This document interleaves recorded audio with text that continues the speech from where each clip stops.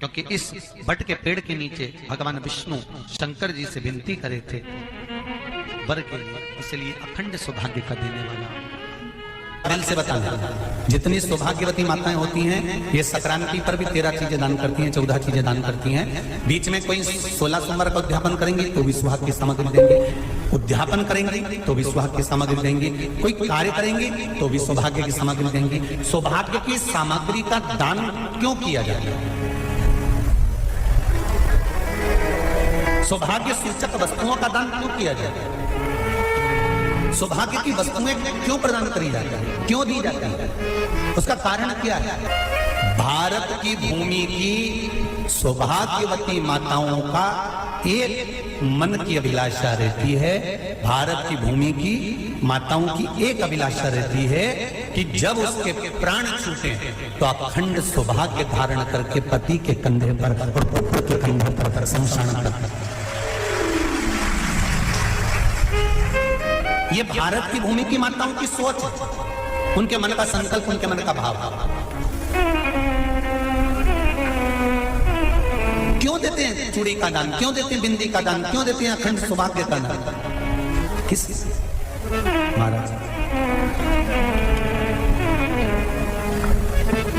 मेरे हाथों में भर, वो तो आजकल का फैशन हो गया महाराज, जो केवल एक बिछुड़ी धारण कर लो उसी में फैशन दिखे। विष्णु महापुराण की कथा कहती है जब बेटी को विदा करा जाता है और पहली बार बेटी के पांव में जब बिछुड़ी डाली जाती है तो वो बिछुड़ी भी अलग अलग नहीं होती, उस बिछुड़ी के जोड़ को चेन से एक दूसरे से बंधा हुआ होता। बोला सही है कि गलत है? जितने आस्था चैनल पर कथा सुन रहे हैं, जितने फेसबुक पर सुन रहे हैं, यूट्यूब पर सुन रहे हैं, सुन लेना कि मेरे भारत की माताओं का जब पाणी ग्रहण संस्कार किसी बेटी का होता है, उसके पांव में जब पहली बार बिछुड़ा पिनाया जाता है, बिछुड़ी पिनाई जाती है, तो वो बिछुड़ी भी एक दूसरे से बंधी हुई होती है, चेन से बंधी हुई होती है। उसको अलग अलग वाली बिछुड़ी शादी के मंडप में नहीं पिनाई जाती। क्यों? जैसे ये बिछुड़ी एक दूसरे से पांव में बंधी हुई है, तुम्हारी जिंदगी अंतिम श्वास तक ऐसी ही बंधी है, यही बना है। वो तो अब माताओं ने थोड़ा सा फैशन चेंज कर दिया, अब पांव में ज्यादा बिछुड़ी निकलती, गड़ती है, चुभती है, एक बिछुड़ी धारण है। हमारा नहीं, बिछुड़ी भी दो हो, जोड़े से। हमारी माताएं, भारत की भूमि की जो माताएं हैं, ये चूड़ी भी हाथ में पहनती है तो जोड़े से पहनती है। बोलो जैसा सही है कि गलत है? एक अकेली चूड़ी माताएं हाथ में धारण नहीं करती हैं।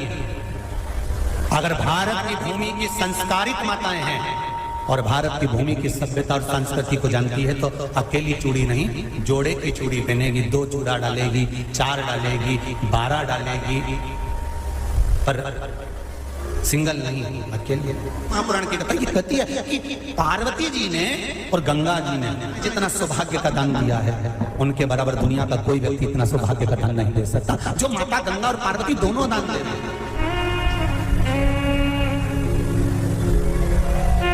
प्रतिदिन दे रहे थे। और अब तो फैशन आ गया, तुम लोग जो सौभाग्य का दान देते हो प्लास्टिक की डलिया में देते हो, पर एक एक पुराण को उठा कर देख लेना, एक एक उद्यापन को उठा कर देख लेना। जितनी तुम कथा तुम्हारे घर में छोटी छोटी कथाओं की पोथियां पड़ी हो, उनको उठा कर देख लेना। उसमें नहीं लिखा कि प्लास्टिक की डलिया में सौभाग्य की वस्तु का दान दिया जाता है, उसमें लिखा है बांस की पिटारी में, बांस की डलिया में सौभाग्य की वस्तुओं का दान दिया जाता है। क्यों? क्योंकि बांस वंश की वृद्धि करता है, बांस सौभाग्य की वृद्धि करता है, और बांस अखंड सौभाग्य, जैसे बांस का पौधा बढ़ते चले जाता है, बढ़ते चले जाता है, उसी तरह बांस की डलिया में जब दान दिया जाता है, बांस की टोकनी में जब दान दिया जाता है, तो ये भाव रखा जाता है कि तुम्हारा सौभाग्य ऐसे ही बढ़ता रहे। पर अब थोड़ा सा फैशन चेंज हो गया तो प्लास्टिक की डलिया,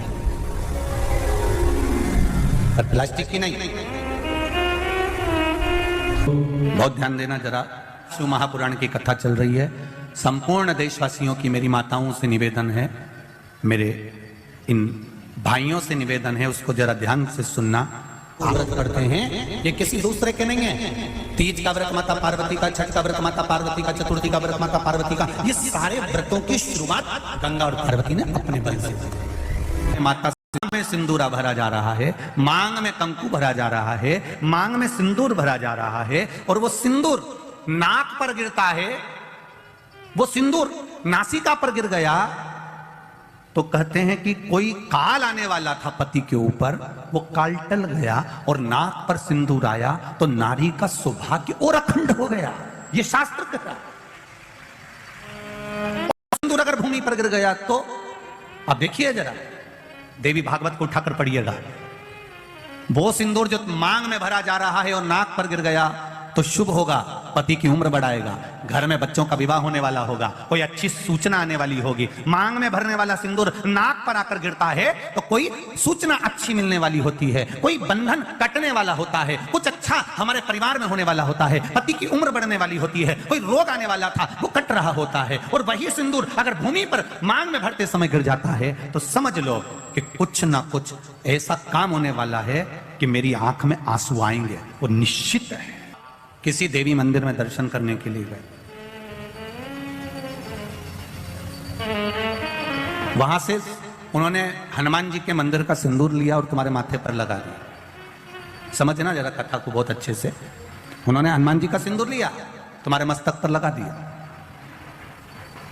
अब मस्तक पर आपने अगर सिंदूर लगाया है और हनुमान जी महाराज का या देवी जी का या भगवान का सिंदूर आपके मस्तक पर लग गया है तो वो सिंदूर कम से कम, शास्त्र कहता है 2.5 घंटे तक आपके मस्तक पर रहना चाहिए।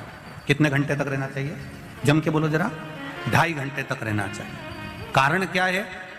भगवान के चरण का अगर कोई कुंकू या सिंदूर हमारे मस्तक पर लगाया गया है, वो 2.5 घंटे तक रहे, उसके बाद उस सिंदूर को किसी नैपकिन, कपड़ा या अन्य चीज से पोंछ देते हैं।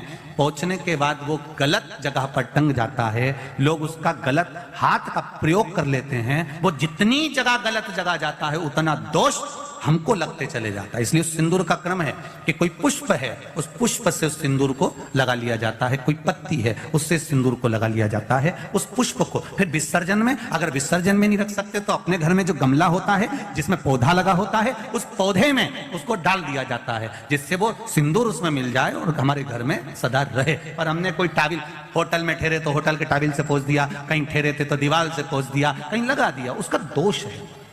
में, बिहार में, मारवाड़ में, इधर उधर अगर आप लोग जाते होंगे तो जब कई बार आपने देखा होगा, आप जाइए जरा, कहीं योग लगे तो दादी रानी सती के मंदिर पर जाइए, या आप कहीं झुंझुन जाइए, कहीं आप बिहार साइड, उत्तर प्रदेश साइड में जाएंगे तो माताएं जब मांग भरती है, जब वो छठ की पूजन करती है, कोई बड़ी पूजन करती है तो सिंदूर थोड़ा सा नाक पर लगाकर सिर तक लेकर जाती है। चाहे बंगाल साइड में चले जाओ, चाहे आप यूपी में, चाहे बिहार में चले जाओ, नासिका पर सिंदूर का भाव हो जाता है। यहां तक भरने का है। ये कहां से प्रकट हुआ है?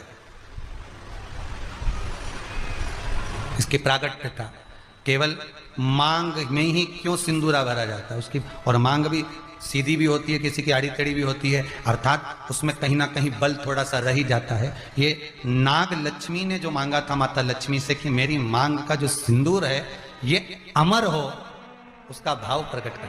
लक्ष्मी जी बोली अमर करने का तो केवल एक ही तरीका है कि तुम्हारे पति को विरक्ति उत्पन्न होना चाहिए। क्या उत्पन्न होना चाहिए? विरक्ति। अब पत्नी कहे अभी तो विवाह हुआ और क्यों विरक्ति उत्पन्न कर दो? विरक्ति उत्पन्न करना है। हाँ, कैसी विरक्ति? आप में से मोह हटे, परिवार में से मोह हटे। और जब परिवार में से, आप में से मोह हटेगा, आप में से, परिवार में से मोह हटेगा, जब मोह हट जाएगा तो तुम्हारा पति नारायण की सेवा में लग जाएगा। नारायण की सेवा में लग गया, जो भगवान की सेवा में लग गया वो अमर हो गया। भले आप देखना, फिर वही वाली बात आ गई, एक होता है व्यक्ति, एक होता है व्यक्तित्ववान। दो होते। कौन कौन होते? एक व्यक्ति, एक व्यक्तित्ववान।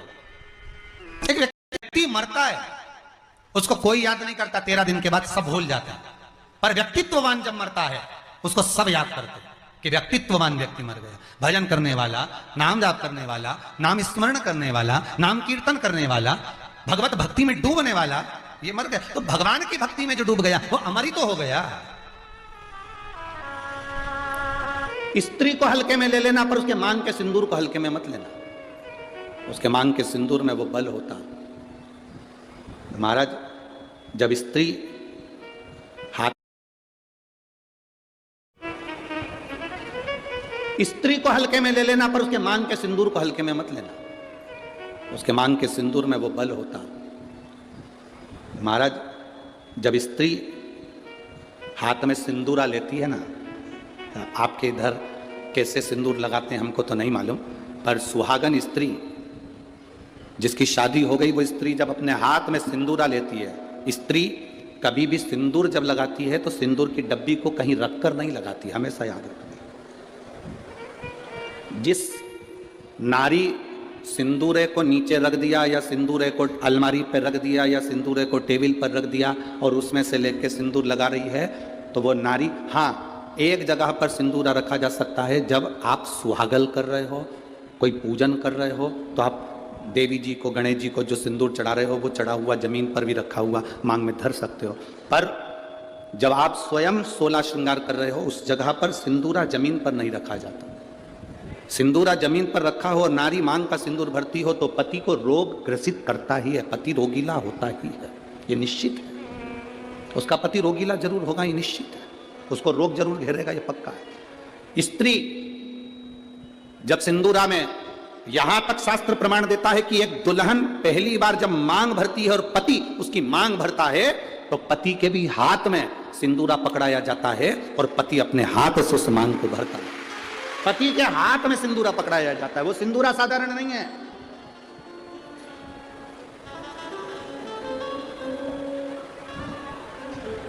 आप में से कोई ऐसी आलसन हो सकती हैं, कोई ना कोई ऐसे आलसी हो सकते हैं कि ड्रॉज खोली, उसमें रखा था, उसी में से निकाल के और भर ली और उसी में रख दिया। ऐसी कहीं कहीं की मिस इंडिया हो सकती है, ऐसी कहीं कहीं की। तो हम बोल रहे हैं आप करुणा करिए। तो शंकर भगवान ने कहा क्या चाहते हो नारायण? नारायण कहते हैं ये ब्रह्मा का जो कटा हुआ सिर है, इसके ऊपर कुछ कृपा कर दो। भगवान शिव ने कहा अगर आप बोलते हो तो ब्रह्मा का जो झूठ बोला हुआ कटा हुआ सर है, भगवान शंकर कहते हैं इससे बड़ का पेड़ उत्पन्न होगा, बट वृक्ष। इस पेड़ के नीचे सौभाग्यवती स्त्रियां अपने सौभाग्य के लिए पूजन करेंगी। इस पेड़ के नीचे कोई देवता नहीं, केवल मैं पूजाऊंगा। पूर्वजों के लिए, पितरों के लिए इस पेड़ के नीचे पूजन करी जाए और मेरा एक नाम इसी वृक्ष के नीचे मैं विराजमान होऊंगा तो वटकेश्वर महादेव के रूप में पूजाऊंगा। कौन से महादेव? वटकेश्वर। जिसका अदालत में कोई कार्य चल रहा हो, प्रशासनिक कोई कार्यवाही हो, केस निपट नहीं रहा हो, तो बड़ के पत्ते के ऊपर शंकर का एक बालू का शिवलिंग बनाइए और बालू का शिवलिंग बनाकर उसकी पूजन करिए बड़ के पेड़ के नीचे, वटकेश्वर महादेव के नाम से उसकी पूजन करें। 2 दही चढ़ाओ, उसी दही को, चढ़े हुए दही को चम्मच में निकाल कर लिया, उसको किसी वस्त्र पर लगा लो, कोई रुमाल आदि पर, और जो अदालत में जा रहे हो किसी कार्रवाई के लिए और अपने पक्ष में अगर निर्णय नहीं आ रहा तो उसको जेब में रखकर लेकर चले जाइए, आपके पक्ष में वो जवाब आएगा।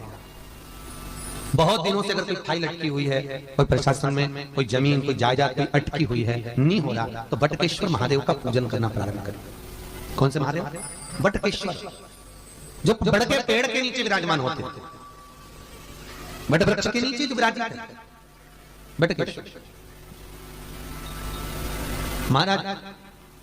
यही वटकेश्वर महादेव के शास्त्र कहता है जिसको पथरी की बीमारी हो जाती है ना, स्टोन हो जाता है कहीं किडनी के पास, कहीं लीवर के पास, कहीं अन्य अन्य जगहों पर स्टोन जिसको हो जाता है, पथरी की बीमारी, तो जो दुर्वा होती है उस दुर्वा को महाराज बड़ के पेड़ के नीचे शंकर को समर्पित कर कर वही दुर्वा वटकेश्वर महादेव के पेड़ के नीचे वटकेश्वर महादेव का स्मरण कर कर चबा चबा कर खा लेने से, दुर्वा ये सादी दुर्वा, तो सफेद नहीं, सादी चबा चबा कर खा लेने से महाराज कुछ ही दिनों में पथरी समाप्त हो जाएगा, स्टोन की बीमारी। वटकेश्वर महादेव,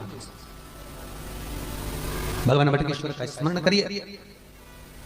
कोई कार्य उलझ रहा है, बहुत दिनों से लगे हो, व्यापार आज चल रहा है, एक दिन छुट्टी है, फिर व्यापार चल रहा है, फिर नीचे घाटा आ रहा है, फिर चल रहा है, फिर घाटा आ रहा है, वटकेश्वर का पूजन करो, बड़ के पेड़ के नीचे जाके वटकेश्वर का स्मरण करो, आपका व्यापार चलेगा। बहुत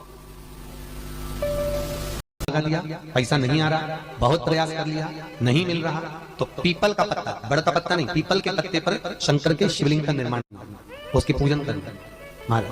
पूजन कर कर जो व्यक्ति ने रुपया खाया है उसी का नाम लेकर ये पीपल के पत्ते पर बने हुए शिवलिंग को बहते हुए पानी में उसका नाम लेकर छोड़ दीजिए, जितना रुपया बगा। मात्र 4 महीना भी शांति से नहीं बैठ सकता, वो आपका पैसा लौटा करवा के जाएगा, पांव पड़कर जाएगा कि रुपया पकड़ भाई, रुकने नहीं देते। बटकेश्वर महादेव स्वयं बड़ का जो पेड़ होता है, आप कभी बड़ के पेड़ के नीचे कभी जाकर बैठना, ऐसा लगता है जैसे वीराने जैसा। जिस व्यक्ति पर कर्जा बहुत ज्यादा मात्रा में हो जाता है और कर्जा चूकता नहीं है, आप बहुत प्रयास कर लिए, करोड़ों रुपए का कर्जा हो गया, यहां से लिया वहां दिया, वहां से उठाया वहां दिया, वहां से उठाया वहां दिया, तो निवेदन है कभी मौका लगे कर्जा मुक्ति के लिए सारे वृक्षों में अगर कोई श्रेष्ठ वृक्ष माना गया है तो वो बट का वृक्ष माना गया महाराज। इसलिए प्रशासनिक कार्य के लिए, मानसिक टेंशन में, परेशानियों में बटकेश्वर महादेव का स्मरण किया जाता है। और यदि निवेदन करूंगा बहुत ज्यादा, यदि आपको कर्जा हो गया है, बहुत ज्यादा कर्जा हो गया और वो कर्जा चूक ही नहीं रहा, तो थोड़े दिन बड़ के पेड़ के नीचे आप बटकेश्वर महादेव के लिए 1 लोटा पानी, उसमें थोड़ा सा पिसा हुआ चावल पीस के गला लेना चावल को और पीस लेना, पीस के उस पानी में मिला लेना और मिलाकर उसमें थोड़ी सी हल्दी पिसी हुई डालकर बटकेश्वर महादेव के नाम से बड़ के पेड़ के नीचे अपनी कामना कर कर जो कर्जा हुआ है उस कर्जे का भान देते हुए, स्मरण देते हुए छोड़ दीजिए। महाराज 2 या 3 सोमवार एक ही जगह पर करना, 3 सोमवार बाद वहीं से बड़ के पेड़ की थोड़ी सी जड़ उठा लाना और उस जड़ को एक कोई धागे में बांधकर या तो अपनी गले में डाल लो या अपनी जेब में पटक लो, उसको थोड़े दिन पटक कर रखना, लगभग 2 से 3 महीना पटक कर रखो। वो जड़ जैसे बड़ का पेड़ विस्तार होता है, पानी गिरे ना गिरे, जल वृष्टि हो ना हो, गर्मी पड़े ना पड़े, उसको कोई फर्क नहीं पड़ता, बड़ का वृक्ष आप रूप फैलता जाता है, उसकी जड़ें अपने आप प्रबल होती है। उसी तरह ये बटकेश्वर महादेव कहीं से भी अगर जड़ आपके पास में रखी है 1 महीना 2 महीना 3 महीना तक, तो ये जड़ अपने आप लक्ष्मी को पकड़कर खींच कर लाती है और कर्जे से मुक्त कर देती है। बटकेश्वर महादेव का स्मरण सुख का देना है। प्रदोष